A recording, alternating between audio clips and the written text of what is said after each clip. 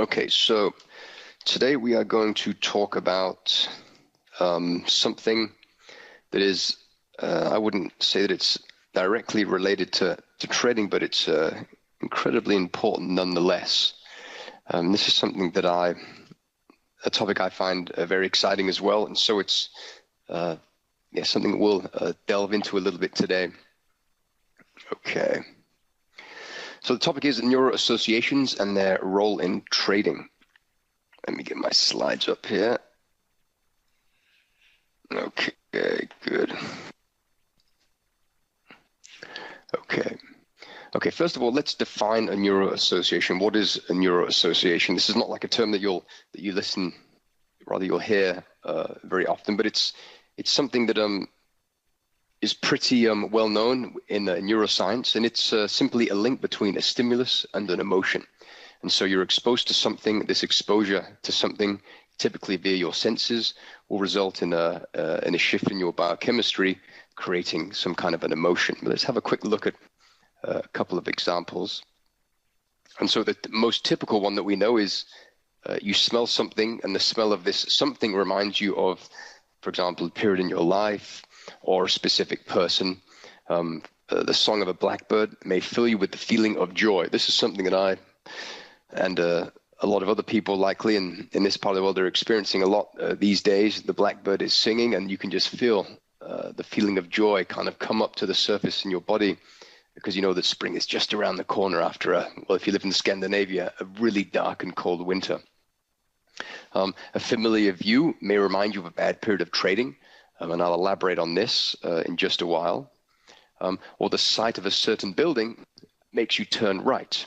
And this is, of course, related to going, for example, to work. If you take a bicycle, you drive a car, you get in the car, you get on your bicycle, and you just go down the road as you always do. And everything that you see stimulate you to making certain decisions. So these are cues that cause you to do certain things. You'll see a building, and you think to yourself, rather you don't think to yourself because it's common conscious, but you see the building and you turn right.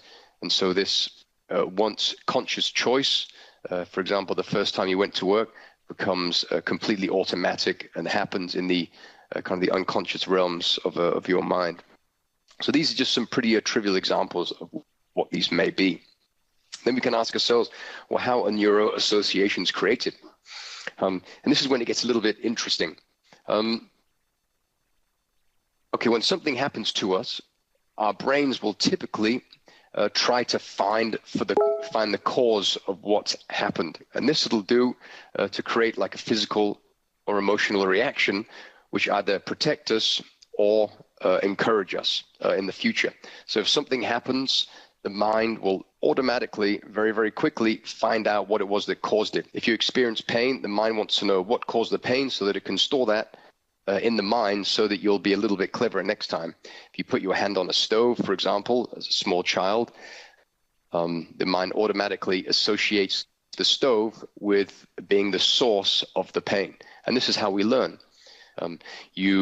You put your hand on the barbecue. My son, a couple of summers ago, he was a little toddler. He wandered over to a barbecue that was being used, and he touched it with his index finger.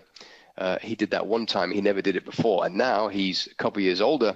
He's very well aware of the fact that that those big round flying saucer things tend to be pretty hot. So it's stored, and in this case, it protects us by bringing up the memories of pain. And so it steers us away from trouble and towards pleasure, which is nice. It's a really handy navigational system that we have, and typically with a bit of initial effort and strain, we have to learn a few things, a little bit of pain, but as the process repeated, things get stored and then they become unconscious behaviors. And so they're actually neural networks, as we refer to them. And they're kind of like, I'm sure you've all seen this many times before. I grew up in the countryside in Oxford in England, and I remember driving my grandfather's tractor into the fields, and I'd stand on the side of the field, and you would look and you would see all of these pathways going through the field, and they would be very, very clear. And these are the paths that the cattle typically walked when crossing the fields. Cattle don't take a new route each time. They'll typically follow the paths that have been trodden the most times, and so they're very clear. And the more they tread the paths, walk down the paths, the clearer the paths get. And the same thing occurs in our minds. The more times we do something, the bigger and more profound the connection in our minds becomes, and it becomes easier. And once it becomes very easy, then we don't really have to think about doing it. If you consider for a moment driving a car, when we all learned to drive a car, it seemed to be a really, really difficult task. You had the clutch, you had the gears, you had the brakes, you had the gas, you had to start it, you had the mirrors, 3 mirrors, maybe you had some noisy people on the back seat. And so there are a lot of things that we had to consider when driving a car. But via repetition, the paths in the field became more and more defined, and now we can drive, most of us can drive a car without even giving much thought. Okay. So how do these affect us? Well, the stimulus can typically make you feel one way or another really quickly.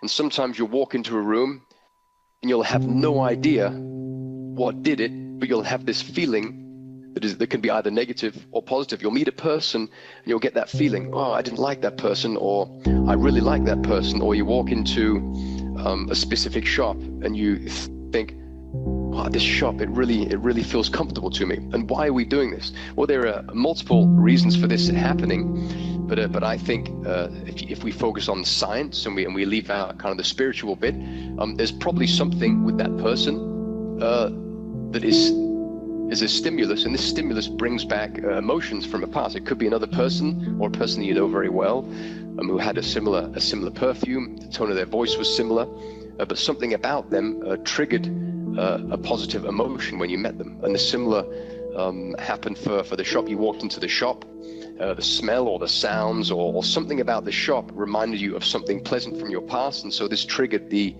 positive emotion.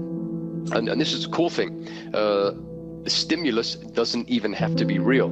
So you can close your eyes, as we'll do in a few slides, and you can experience things using your imagination, and you can cause the same emotions simply by thinking about it. You don't even have to be there,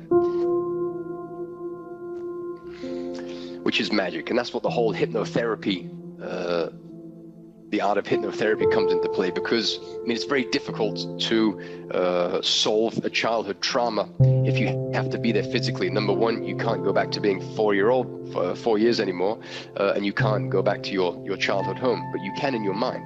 And so it's a very powerful tool to be able to imagine things in our minds. Good. And so ultimately our brains can't tell the difference between a physical experience or something we're experiencing with our bodies and an experience that we're imagining. So if we have the exact same experience and we envision it in our minds, we're going to have a similar biochemical reaction in our minds. But ultimately they're encouraging to act in certain ways. Okay, I want to do a quick exercise now, just to kind of drive the point home, and I think it'll be a pretty interesting one. So I'd like you all to close your eyes. If you're sitting behind the wheel of a car, which you're probably not, or doing something that prevents you from doing this, then please wait to do this until you can do so without getting hurt or hurting anybody. But let's just close our eyes for a minute. Okay. And I want us to take 3 deep breaths, and you breathe in through the nose, you hold the breath for a couple of seconds, and you exhale through the mouth. So we'll do that together. So you just breathe in through the nose and hold it for a couple of seconds. And then you breathe out through the mouth. Inhale. Hold the breath. And exhale. Inhale. Hold the breath and exhale. Last time. Inhale. Hold the breath and exhale. Okay. So now sitting there with your eyes closed, I would like you to imagine for a moment that you're at home in your kitchen. You're standing in your kitchen and you're looking over to the countertop. And you can see that there's a bowl filled with lemons. And next to the lemon, the bowl of lemons, there is a cutting board and a knife. And I want you to walk over to the bowl of lemons, pick up one of the lemons,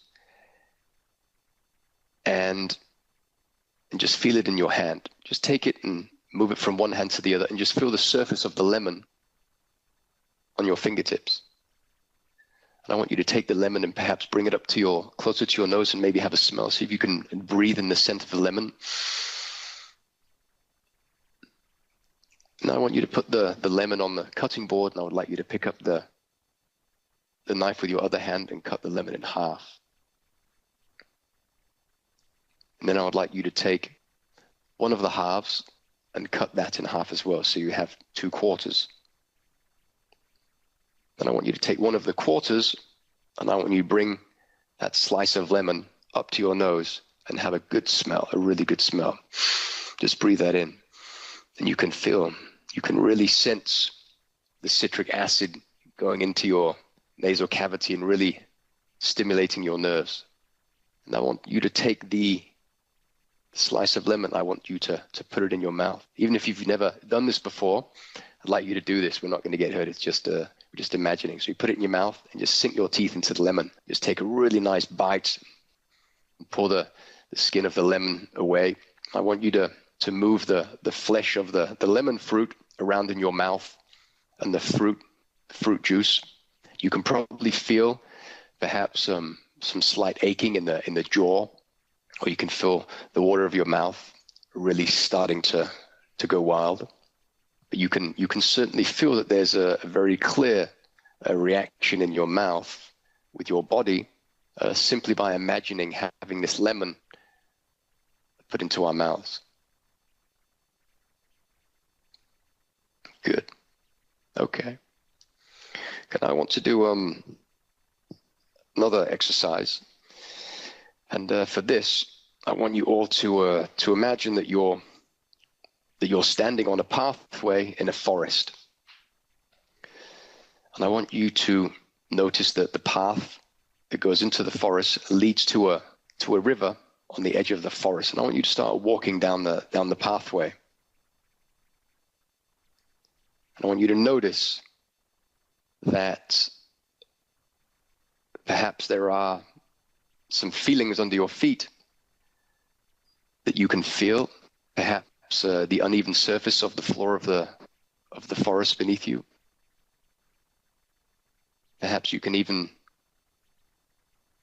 hear the sounds of some birds.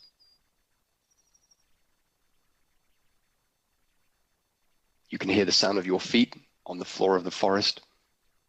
Is the floor of the forest, is it moist? Is it dry? Is it making a sound as your feet are going?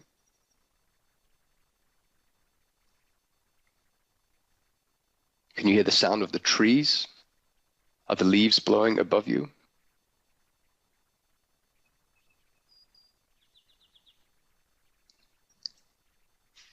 What kind of a forest is it? Are the trees big? Are they small? Are there any particular scents or sounds or sights as you're walking through the forest?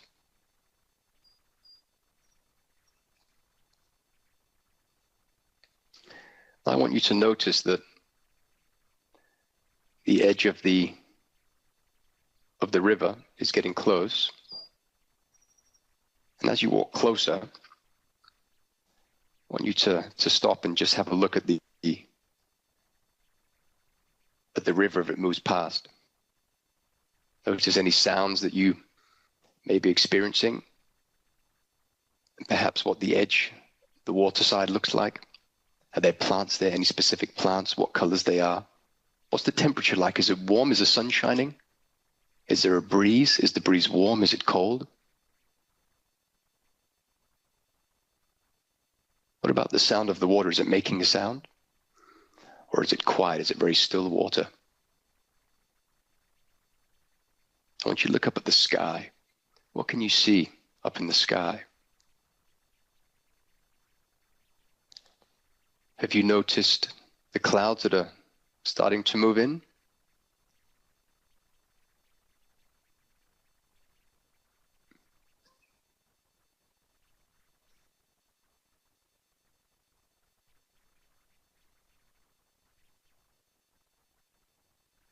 Can you smell the rain in the sky?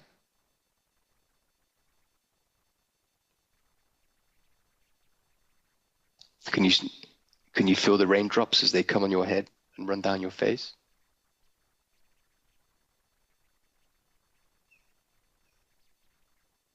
What about the sounds? Are the sounds changing because it started to rain? Can you hear the drops of the small droplets of water as they land in the water in front of you?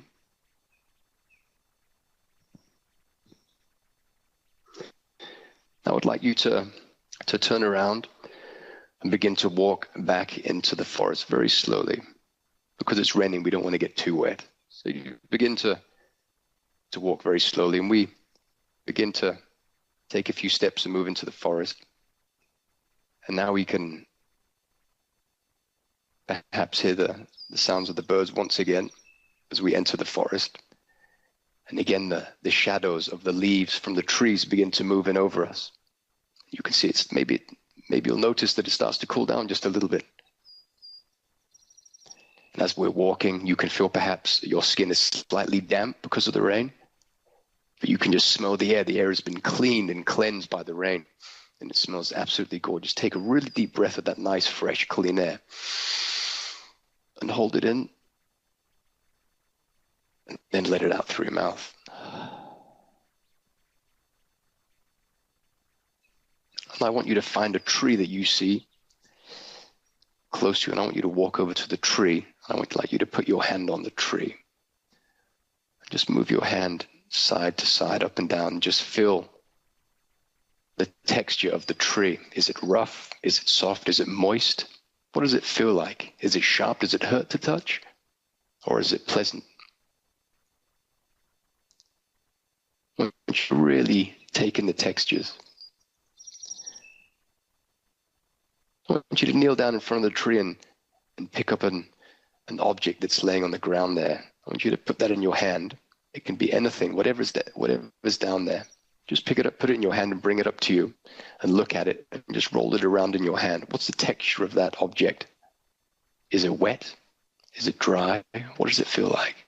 And bring it up to your nose and have a smell. What does it smell like?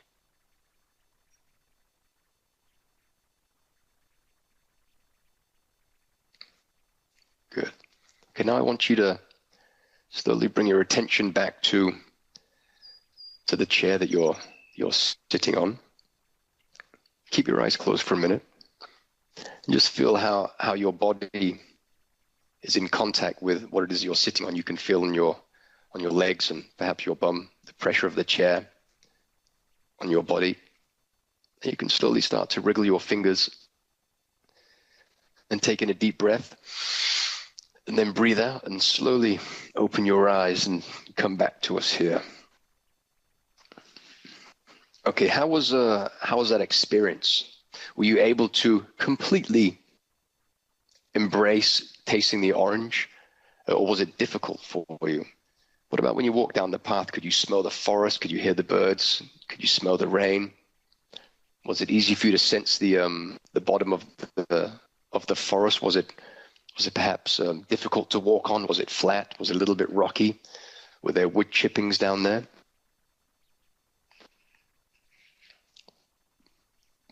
So let's just focus on just a minute what just happened. I think anyone can imagine. And if you can imagine, then you can alter the biochemistry in your body. And so what happened there, we just did a very short guided visualization. It wasn't I wouldn't call it hypnosis, just like a very mild guided visualization. We encountered a lemon and we encountered a forest. And simply by doing this, the body thinks that it is biting into a lemon. And in the second exercise, it thought that we were moving through a forest. We experienced rain. Perhaps we got a bit cold. We could feel the moisture on our skin. We could certainly feel the moisture in the air. And so this affects our physiology as well. And we didn't even leave the room. And you can do this anytime, and we do it all the time. We relive situations that have happened in the past. And this results in, typically people get caught up in negative self-talk. And this often results in a lot of perhaps anger or sadness or mixed emotions. So we're doing this constantly, either by choice or per automation. The mind does this all the time to us. Okay. Before we move on, I want to talk a little bit about what habits are. What is a habit? Well, if you consider a cow for a second walking through those fields, the cow could cross the paddock and go a different way each time. But the first time the cow went there, it saw that maybe one of the other cows walked down one of these paths, and so it was a little bit visible. And so the cow walked down that path. And it did it once, it did it twice, and it kept doing it, and it keeps going down the same path over and over again through the field. And so over the course of days or weeks or months, this is going to become a habit. And initially, the first time the cow stood in front of that field and it had to decide where to cross, there was a lot of conscious activity. The first time we get into a car to drive it, we are very, very mindful of the fact that we are uncertain of what we're doing. There's perhaps a little bit of fear, uncertainty, insecurity. We're a bit anxious. So there are a lot of things to consider, and we are in the moment, we are there, we are reliving it. But over time, we'll submit the process, the behaviors, the biochemistry of driving a car into our memories, and the body will just pull on it as if it's like an autopilot program. And it's very, very simple. And this happens to us all the time with everything that we do. And the thing that's really difficult is that if you, in some direct or indirect way, are caught up in a bad habit, they can be really difficult to change. Why? Because that path has been taken so many times in the past. And so on a neurological level, the connections that form this behavior, the biochemical, physiological behavior, they've been fired so many times simultaneously to produce this pattern that the connection is enormous. So you can see it's one of those really, really clear and vivid paths through the field. And so it's much easier to walk down that one than it is to choose a completely different direction. And so this is why breaking habits are so difficult. The path of least resistance is to continue with the habit. The path of highest resistance is to choose to do something else. If you consider smoking, for example, I remember when I studied hypnotherapy, and we had to,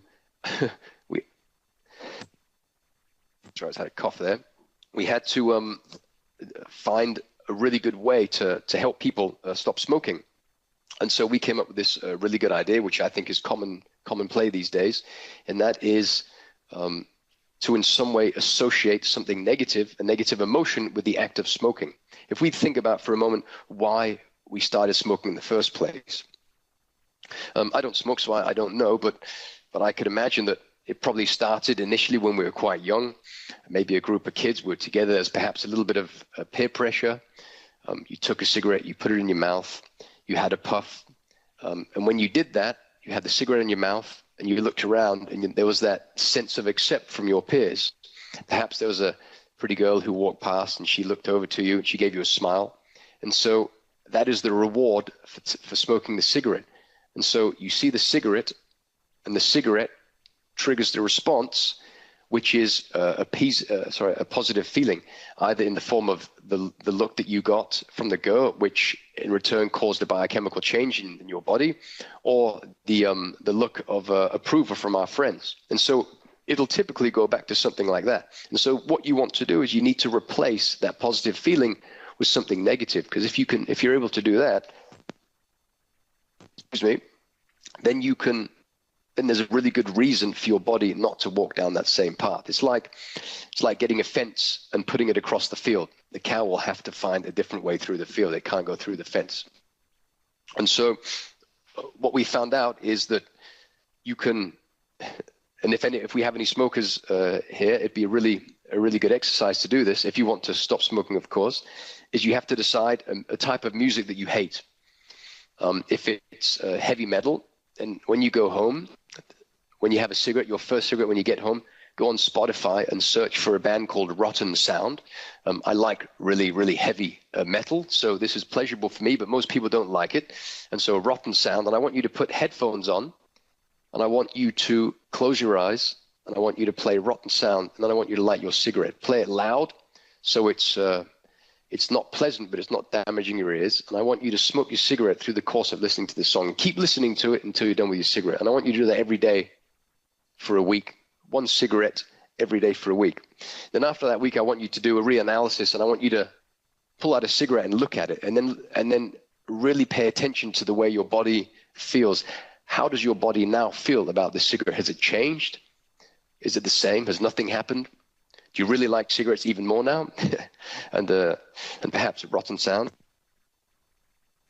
Because we found that doing it like this really causes a negative neuro-association, where the cigarette, the act of smoking a cigarette, provokes a negative feeling that was a result of playing this loud music.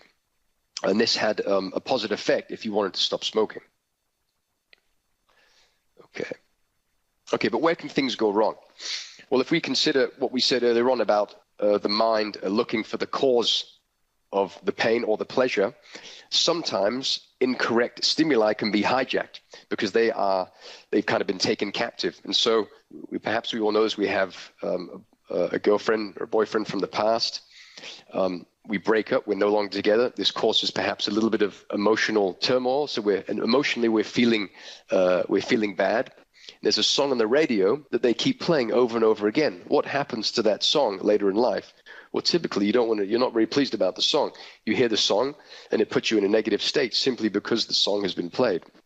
And it's just the song. The song hasn't done anything wrong, but the song is the cue that causes your mind to link up in the way it did when you were younger and when you broke up with your girlfriend or boyfriend.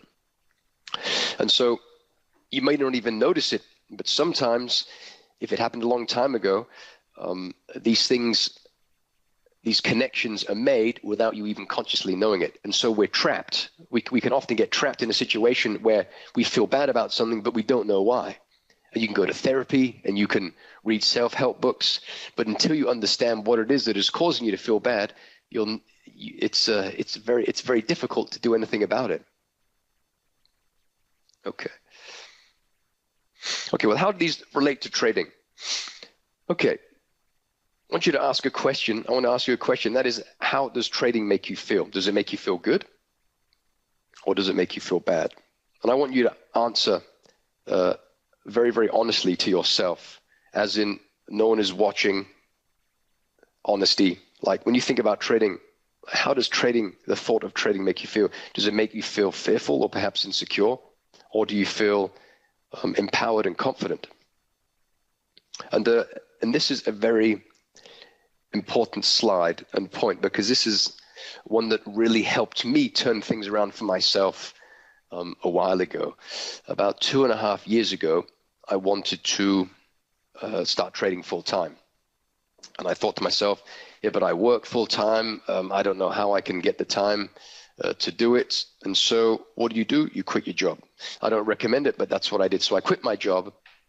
I established a trading space at home in an office, in one of the rooms in my home. And I sat there for 8 hours a day trying to earn a living. And I was stuck in the 9-to-5 mentality, where I felt that my time was the commodity that I was selling. And I was forgetting that trading is a very, very different game, because you're not paid for your time. You're paid for the value that you are able to create, the value being the winning trades. And so I was struggling very, very, very much so at that. And so every day I'd sit in my room, I'd sit at my desk, I would look around. Here you can see, is there a stimulus? I'd look around at the stimulus. What's the stimulus? Well, everything in the room. I had my cup, the same cup. I had the view out of my window, the feeling of the chair that I was sitting on, the smells, everything about that room was constantly reminding me of how horrible I was doing and how horrible I was feeling. And so I was absolutely stuck. And so, I mean, what can you do about that? Well, then you have to, let me find here the slide. then you have to change things. This is very, very important. So let me see. So what I had to do here is I had to acknowledge the fact that my environment was making me feel negative. I realized that the things had to change. I couldn't continue to do the same thing. And so I had to make a lot of changes. And so now, well, today I have a different trading room. I don't trade in that room. I moved to another room. I have a different view. I have a different computer. I have a different screen. The color of the room is different. The view is different. The smell is different. The lighting is different. The chair is different. Everything about this room is different and thus fresh. So when I sat at my desk for the first time after I made this decision, everything was different. There was nothing in this room that could remind me of how I felt the day before or the 6 months prior to that, which is great. So I had a fresh start. And so why would you do something like this? Why would you create an optimal trading environment? Well, you have to treat it like a sanctuary. And this is very, very important. You have the place where you sit, and you can only do the right thing when you're sitting there.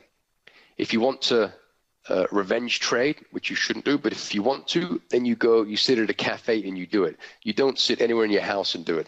Maybe you go into another room, but you cannot sit at your desk, the desk of your optimal trading environment, and fire off what are called dude trades, the trades you just click in and out of and you have no idea what you're going to do. You have to move away from the environment. You cannot taint this sacred, clean environment. And if you have, for example, a string of losses, then I advise that you go and sit somewhere else for a period of time until you're back on track again. This might take just a couple of trades. It might take a week or a month or whatever. But I recommend that you go somewhere else so that you do not contaminate your trading, your optimal trading environment. I think this is very important. And if you want to try out new things, like new systems, which may expose you to, sorry, another cough there, to additional risk and thus losses, then it's good to, again, move away from your optimal trading environment so you're not tainting that. So you know that when you sit at your desk of your optimal trading environment, you're not allowed to make mistakes. You're not allowed to click in the trades. You're not allowed to trade, chase trades. You can only follow your plan. And I think you'll find this will have an enormous effect on just how you feel in relation to your trading, because trading is 99% psychology. It's a head game. We can have all the clever software in the world that's showing us where to buy and where to sell, but if you're not, if your head isn't in the game, then you're not going to do well. It doesn't matter. So you have to get your head straight, and making an environment where you trade that is, you have respect for, you're authentic, you don't compromise it, I think you'll find that things will change very, very quickly. Good. Okay, well, we run on for about 34 minutes, so I'm just we'll move to the last slide now and see if there are any questions. Does anyone have any questions about this, this stuff?